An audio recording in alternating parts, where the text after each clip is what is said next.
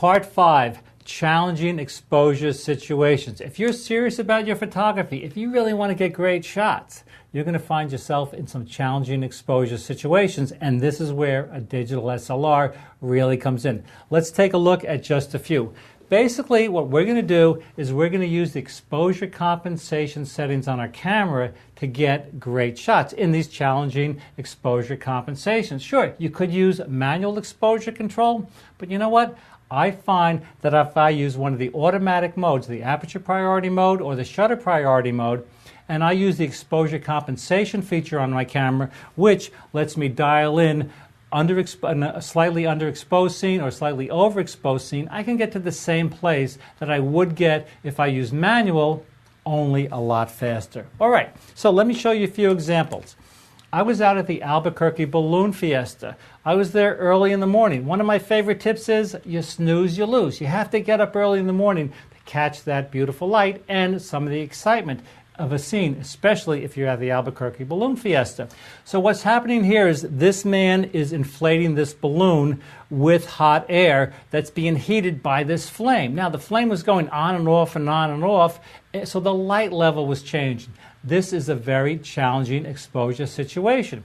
Here's at the end of the day at the Albuquerque Balloon Fiesta. Again, the balloons were being illuminated. The light was coming on, so it was going from bright light to low light in a matter of seconds. So whenever the light level is changing, or there's a big difference in the light level, this is when you want to use your exposure compensation feature. Now, what you do is you can dial in, as I said, you could dial in an exposure that's slightly under the recommended setting, or you can increase the exposure. Check this out. The picture in the middle is actually the right exposure, but with the picture on the left, I slightly increased the exposure by +1. The picture on the right, I decreased it by -1. That's why it looks a little darker. So my camera has what's called automatic exposure bracketing that does this bracketing for me automatically. But you can do this manually too. If you don't like the shot on the back of your little viewfinder, it's too bright, you can dial down the exposure. Very easy to do. So if you want a guaranteed perfect exposure, you want to use the automatic exposure bracketing. Now, there are some other times when you want to play around with and you want to work around with your exposure bracketing and your exposure compensation. Check this out. You want to use the minus settings with the dark subject to increase the saturation and to get a good exposure. The picture on the left, I was out in Yellowstone. I photographed the bison.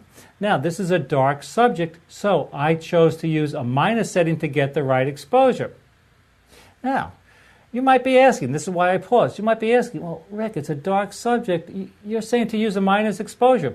Well, that's because that dark subject can fool the camera's meter into thinking the subject is darker than it is and overexpose the subject. This is why you want to use the minus setting. And as I said, the minus setting also gives you more color saturation. In the picture on the right, I was on a mountaintop in Montana. I wanted to get some more saturation, so I slightly underexposed the scene.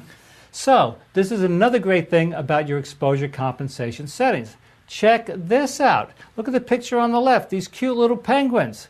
There's a lot of white in the scene. To get the right exposure here, I had to use a plus setting. Now, once again, if you're new to digital SLR photography, you might be saying, well, Rick, all that white, what are you talking about, use a +1?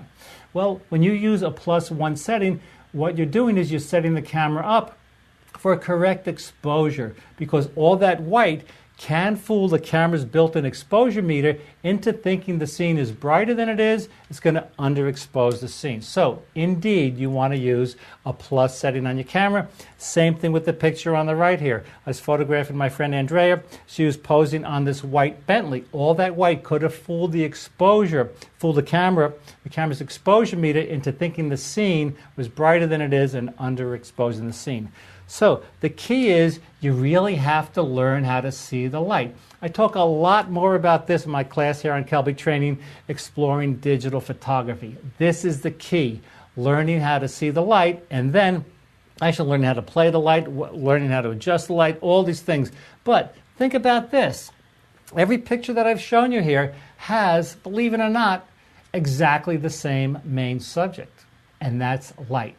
If you keep that in mind, you'll get good exposures. Now, there's another example when you want to use exposure bracketing, automatic exposure bracketing, when the action happens really fast. Look at these pictures.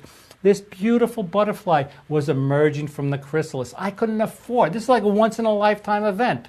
I couldn't afford to miss the shot. So I set up my camera for automatic exposure bracketing, and what happens is the camera takes a picture at the recommended exposure, 1 over or 1 under. Or you could set it up to do a half over, half under, 2 over, 2 under, a quarter over, quarter under, anything you want. This is the great thing about digital SLR cameras, that you can use, one of the great things, you could use automatic exposure bracketing. Well, all right, that's the end of part 5. Let's move on, that's right, to part 6.